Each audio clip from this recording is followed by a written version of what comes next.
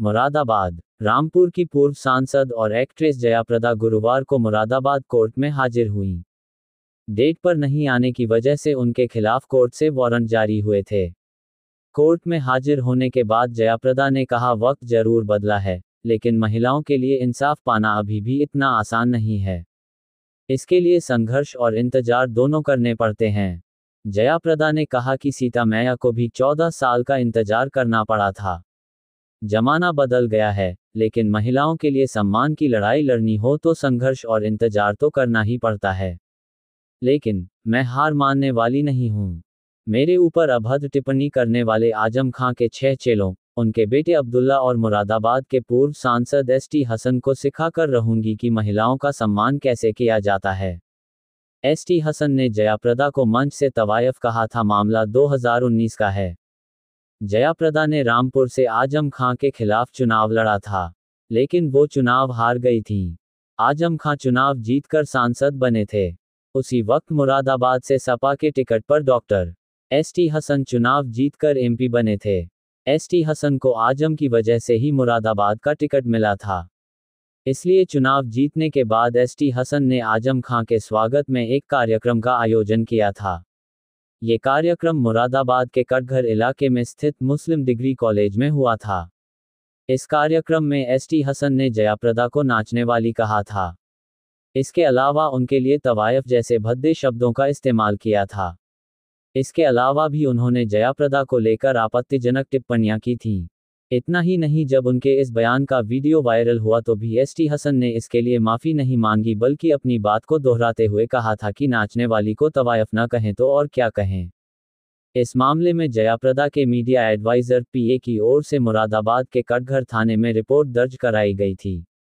इसमें मुरादाबाद के तत्कालीन सांसद डॉक्टर एसटी हसन, आजम खां, आजम के बेटे अब्दुल्ला आजम और उनके 6 अन्य समर्थक व पदाधिकारियों को नामजद किया गया था। इसी केस की सुनवाई मुरादाबाद की एमपीएमएलए कोर्ट में चल रही है। इसमें जयाप्रदा को अपनी गवाही देने के लिए कोर्ट में हाजिर होना था, लेकिन बार बार बुलाने के बाद भी वो कोर्ट में नहीं आईं, जिसकी वजह से कोर्ट ने उनके खिलाफ वारंट जारी कर दिया था। इसी मामले में जयाप्रदा गुरुवार को कोर्ट में पेश हुई और अपने अधिवक्ता के माध्यम से अपने वारंट रिकॉल कराए। 19 में मैं चुनाव लड़ रही थी आजम साहब के खिलाफ, और आजम खान साहब का जीत के जश्न जो है एसटी हसन साहब ने एक यहाँ पे डिग्री कॉलेज में जश्न लगाया, और उसमें एक षड्यंत्र रचाकर उनके जो चेले और एसटी हसन साहब और आजम खान के बेटा अब्दुल्ला, ये सब जो है जश्न मनाइए, लेकिन जयाप्रदा का नाम से आप गाली देना, जयाप्रदा को अभद्र टिप्पणी करना, ये कहाँ तक न्याय है। मैं इसके लिए इनके लिए न्याय मांगने के लिए मैंने इनके खिलाफ केस रजिस्टर करवाई, और उसी सिलसिले में आज मुरादाबाद आई हाजिरी देने, और अगला डेट फरवरी 17 तारीख दिया है। इतना लंबा टाइम हो गया इस केस को, सॉल्यूशन नहीं निकल रहा। देखिए सीता मैया के लिए भी 14 साल इंतजार करना पड़ा, तो आज जमाना बदल गए, फिर भी महिलाओं के लिए सम्मान के लिए अगर लड़ाई लड़ना हो तो वो कितना भी साल हो, लेकिन हमारे लिए जीत हमारी है। और महिलाओं को इसलिए मैं लड़ना चाहती हूँ कि सिर्फ ये बात जयाप्रदा की नहीं है। इस बात पे मैं इसलिए मन ठान के मैं आई, क्योंकि महिलाओं के सम्मान करना सीखना चाहिए। जिन जिन लोग हमारे ऊपर टिप्पणी किए हैं, आजम खान को खुश रखने के लिए ऐसे लोगों के जो पढ़े लिखे हैं, डॉक्टर एसटी हसन, ऐसे लोग भी इस तरह के जो महिलाओं को अपमानित करने का भाषण, अभद्र टिप्पणी करना, तो इन लोगों को सबक सिखाने के लिए ही मैं लड़ रही हूँ। मैडम 1978 में दंगे हुए तो उसकी जांच शुरू हो गई है, आपसे क्या कुछ कहना चाहेंगे?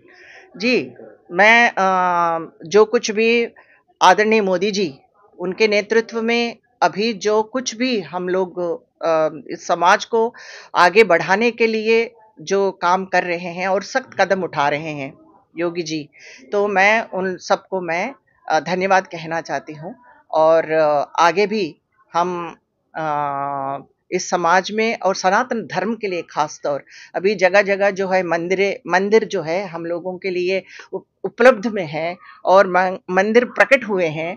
तो मैं चाहती हूँ कि ये सनातन धर्म के पटिष्ठता के लिए, एक मजबूती के लिए जो काम कर रहे हैं, मैं आदरणीय मोदी जी और योगी जी को मैं धन्यवाद कहना चाहती हूँ और हम सब एक कार्यकर्ता के रूप में काम करने के लिए तैयार हैं। जय जी, 13 तारीख से महाकुंभ है, 13 तारीख से महाकुंभ है, 13 तारीख से महासंतों ने एक आह्वान किया है कि गैर हिंदुओं का वहाँ प्रतिबंध रहेगा। जो महामंडलेश्वर सबने कहा है कि गैर हिंदुओं का प्रतिबंध रहेगा, गैर हिंदू ना पहुंचे। देखिए, ऐसा है कि इस बात पे मैं ज्यादा टिप्पणी नहीं करना चाहती हूँ, लेकिन ये महाकुंभ जो है जो मतलब इंसान के लिए एक वरदान है और हम सब इसमें शामिल होने के लिए एक गर्व की बात है। और जो आदेश इसके दौरान आया है वो मैंने देखा ही नहीं है, देखने के बाद मैं टिप्पणी कर सकती हूँ। गौरी शंकर मंदिर है मुरादाबाद का। जी, मैं गौरी शंकर मंदिर अभी मैं मुरादाबाद आई हूँ, तो मुझे मन है कि वहाँ पे मैं दर्शन करूँ और मंदिर को एक बार देखूं।